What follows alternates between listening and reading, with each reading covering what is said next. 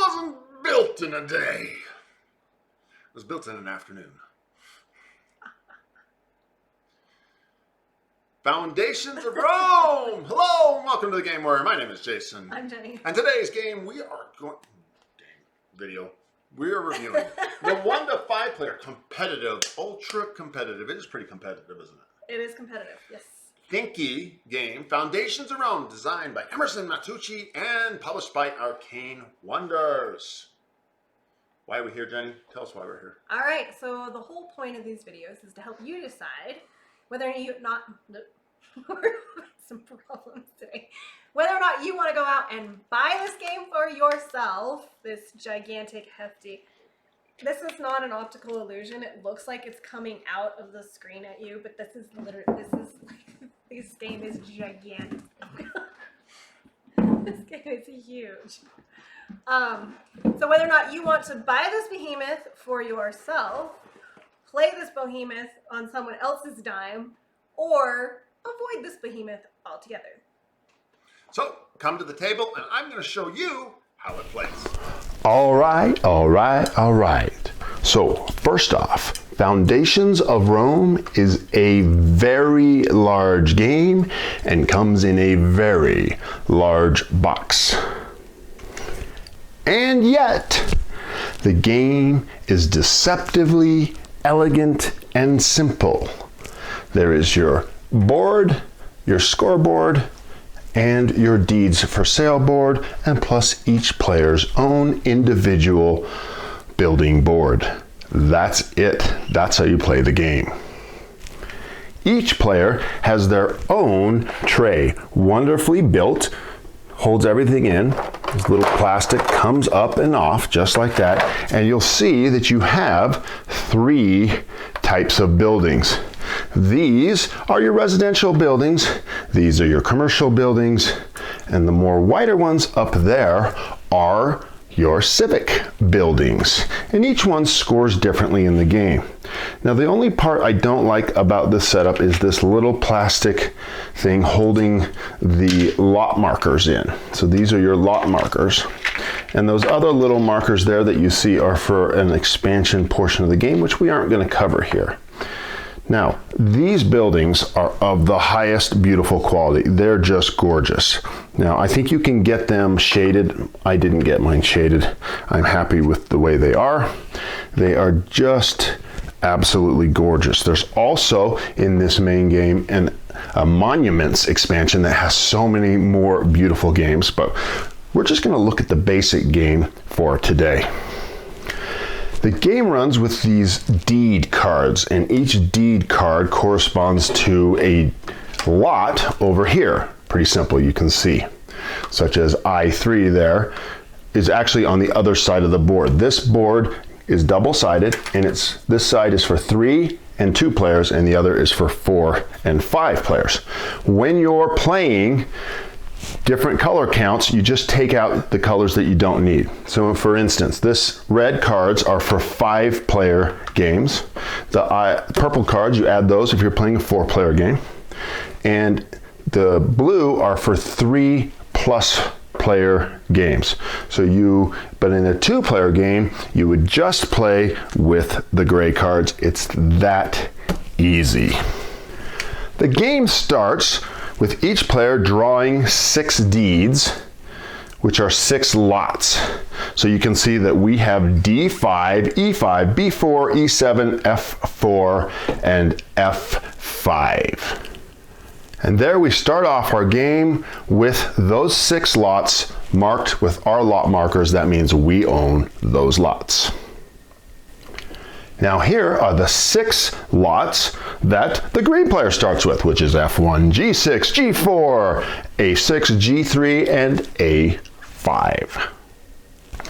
And here we see the main board with the green lots also marked to start the game. And if you'll notice, we've got a little red and green Christmas cheer to give you a little bit of a smile. The starting player gets this marker and starts with 5 money. Now these are great. They are metal coins. They're really nice. I love those. High quality.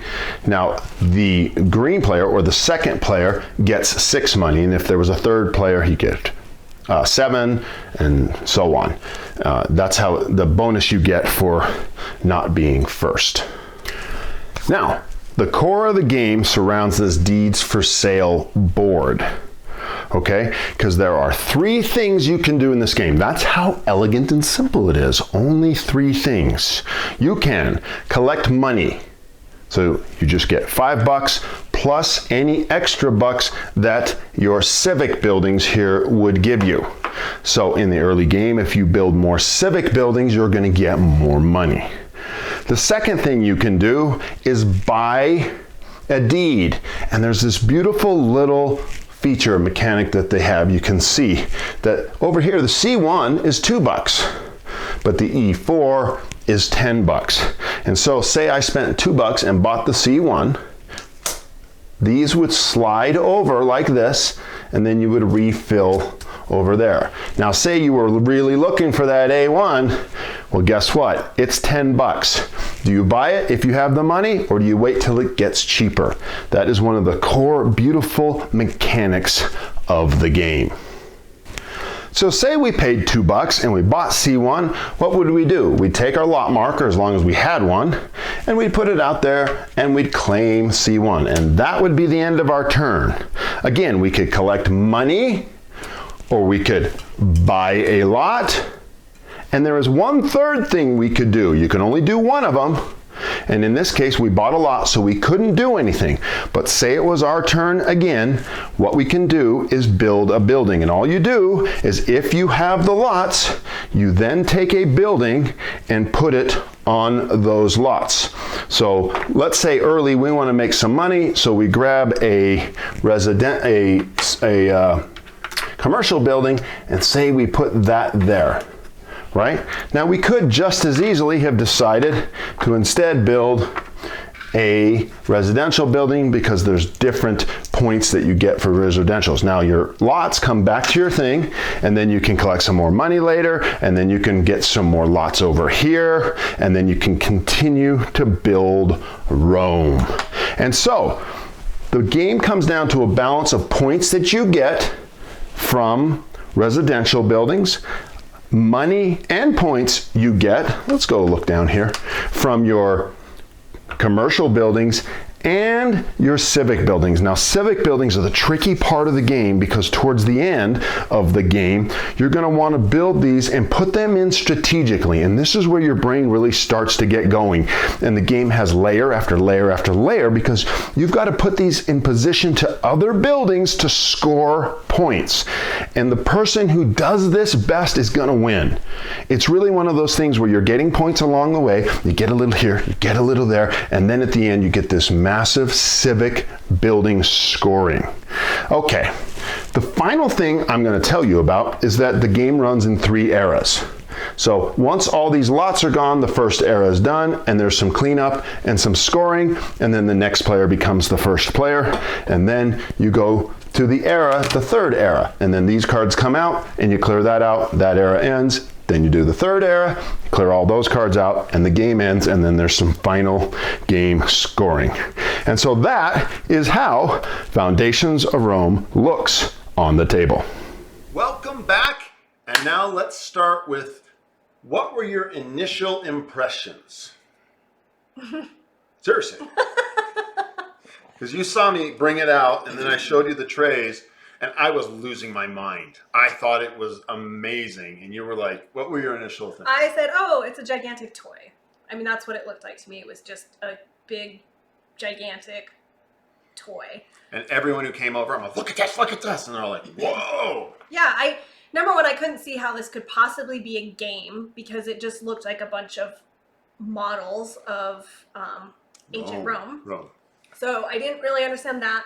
But then just looking at how gigantic this thing was and how much there was to it, I thought, okay, ultimately when this hits the table, this has got to be an extremely complicated game. Because in my mind, all of the stuff equated to super, super complicated. So that's what I thought it was going to be. Yes, and I had the First of all, I got it recommended to me by Tom Vassell at the Dice Tower, and I went to these guys and said, "Hey, can I have it? You know, I know you just closed your pledge manager a couple days ago, and I don't know who it was, but one of the guys who came in and he goes, okay, I'm going to open it for 10 minutes. I'm going to turn the pledge manager on for 10 minutes. Awesome. Go in, buy it, and then I'm turning it off. That's your chance." And I was like, boom! And I went in, I got it. Always ask for what you want, people. Oh, and so they just turned it on for me. It was like, boom, and I got it. So that was awesome. But when it came, I love it. I just love the bling of it. And I was showing everyone. But my expectation was, oh, this is going to be a game. This is going to be a game in a certain way. What I thought was an ultra complex civilization building game. Exactly. Right? Yep. Okay. It's not that. It is the simplest, most elegant game. Simplest, elegant game. How easy was it to learn to play? Oh, shockingly easy. We sat down, we opened up the rule book. Rule book's great. And we just whizzed right through it. We were like, wait, that's all? So super. I mean, we were playing it within Minutes. Yeah. No, maybe not minutes. 30 minutes, I think. Less than 30. Yeah. It was good, 15, 20 minutes. So it was super easy. The beautiful piece of it is that we'll get to that in the tactics strategy. So what do you think? Let's talk a little bit more about the components. The components are gorgeous. I absolutely love them. And I've heard some people say it's too much, but it's not. Like anyone we've taught this to, first of all, anyone who plays it, likes it, and wants to play more of it. And there's something I'll talk about later. It's so easy to bring to the table, and that is a crazy thing to say with such a big game. Yep. It's so easy. As long as you can carry it. Yeah. Once you've got it, and everyone's all like, oh, should we set up Flamecraft? Should we set up Zombicide? Should we set up... You know what? This sets up quick. Yep. You just, boom. Very quick. You pull out the thing. Here's your tray. Here's your tray. Put the cards out. Boom, you're done. You're like, oh, this is easy to get. And it's quick. It plays quick. It's not, if you got 5... We did finally play with 5 players. It was a good, long thinking game, but it still plays quick. Even that wasn't that long. It wasn't. And for some reason... And it's a game that in a game night where you'll go, okay, do it again. Yeah. Right? We almost always play more than one at a time. We'll just do it again. So I love the components, but this is back to that discussion. After you play it with anyone, you just tell them, so would you rather play it with pieces of flat cardboard for the games? Everyone's like, oh, no way. There's no way. No way. The game wouldn't sell, I don't think. I think it's Is there a cardboard version? There isn't. Okay.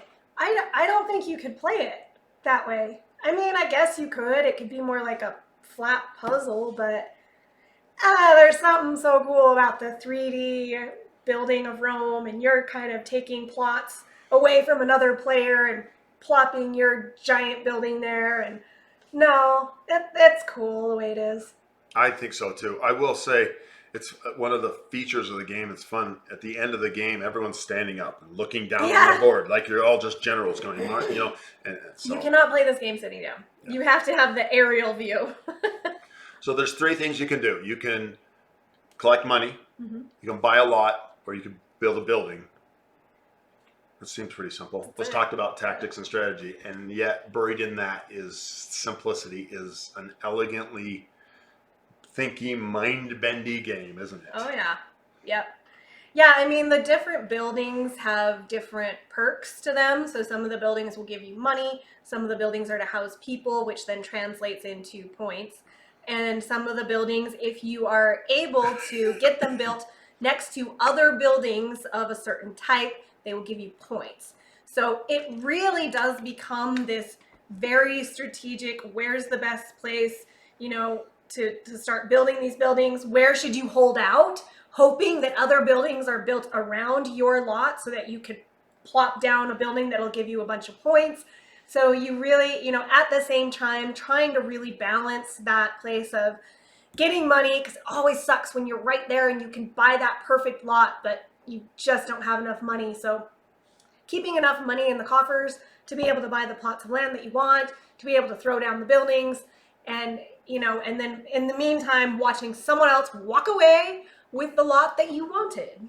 That happens so often. And that 5-player game, that plays the full board that I just showed you, and it's like just to watch Rome build up from nothing to this, and then your placements and the first time you play it, you're just like, oh, I'm building buildings, and then someone puts a civic building that scores at the end of the game, and you're like, whoa, was that well done, and right? it's cool too, though, because once buildings are built, if you can manage to get the possibility of a larger building on top of one of your buildings, and you can, in the same fail swoop, screw over that person who put down a building that's getting points for a certain type of, it's so well done, and it is. There's a lot of strategy to it, where on the surface, when you're looking at it, you're like, it seems too simple, but there's a lot in it. And the beautiful mechanic of the lots going from $2 all the way up to 10, and then once a lower one is bought, it gets cheaper. And there's times when you're like, do I spend the 10 and get that lot? I need that lot, but that's a lot of money. Yeah. Oh, and you're like, oh, what a great simple mechanic. So elegant. Yeah. So elegant. And we just added the monuments for the first time ever. And boy, and there's a whole bunch of other, a whole nother layer, right? And we were like, it was bending our heads going, oh my gosh, the simplicity just took another facet. It's amazing. And then there's a whole bunch of other evolutions of the game. They're all within this one, which deeper layers. And you could see why you would want those deeper layers, because at first glance, it's very simple looking. But I don't know. Let me ask you, would you play with the monuments again? Oh, yeah. For sure. For sure. I've heard some people say, once you play with the monuments, you'll never not play with them. Would you play without them? Yes. But I would definitely play with them again as well. I mean, yeah. Yeah. I think the game is fine without them. They do add a whole nother layer of complexity, so it's cool. Once you get the game without the monuments, to toss them in and be like, okay, totally new game. Totally new game. And again, just such an ease to the table, which is just the weirdest thing to say. You just kicked me out of the table. Was there something you wanted to let me know? No, I just put my leg down and it kicked you. You never know with these things, right?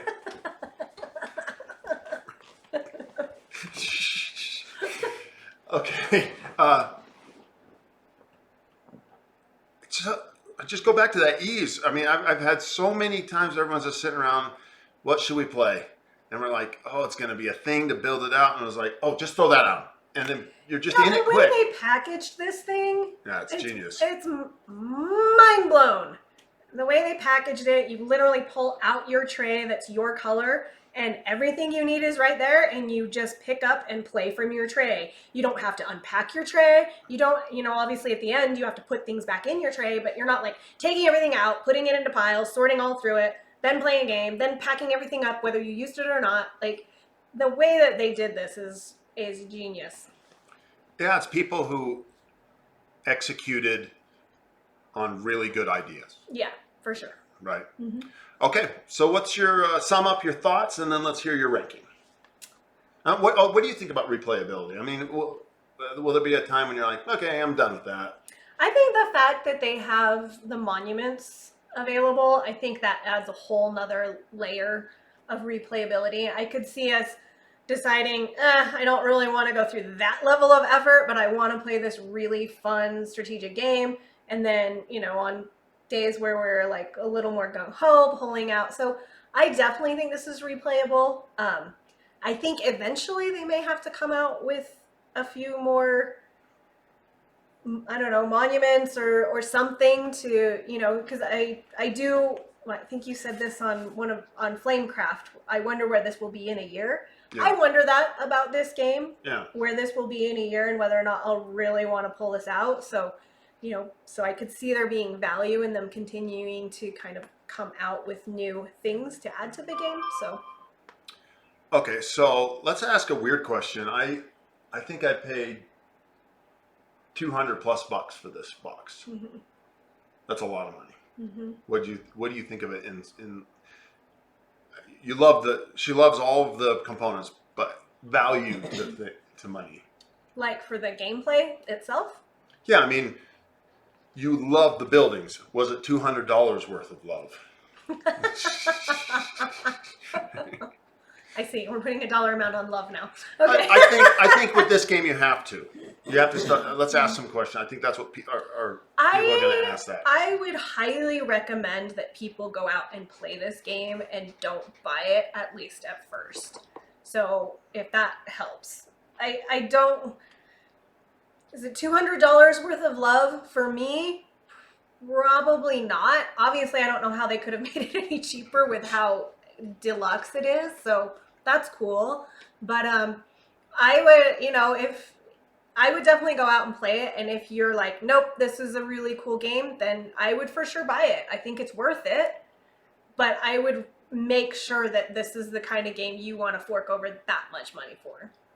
Yeah, one of the people in our game group was like, okay, I'm buying this, right? And he couldn't because it was a Kickstarter. I'll explain that in a second, a little bit more about that. But so it's only available on the secondary market, and it's pretty expensive. And he's like, I don't like it that much. That's crazy. Yeah. Okay. But in that vein, they did a reprint of it, Kickstarter, a few months ago. So we're December 2022 while we're recording this. So it was back a while, and it's closed. The Kickstarter's closed. However, I should do some research, and I haven't. But if I were you, I would go look. If this sounds like something you want, I'd go look right now and see if there's a late pledge available, which there will be. But it might be closed already. I don't know. I didn't follow it because I've already got it. Right. And the second version was just a reprint. There was no added material to it. Number. Ours goes to 11. Scroll. We have the rankings in front of us. Ours doesn't actually go to 11. It only goes to 10. I give this a 7. I think it's a solid game. I think it's really fun. It's really easy to set up. And if of all of the games that we have, would this one pop out at me? Like I don't crave playing Foundations of Rome. However, if this is there and it's an option, and especially like you said, if we're like, we've got 45 minutes, what's super cool about this game is it's gigantic and you can just toss it down and play it in 45 minutes or, it's quick.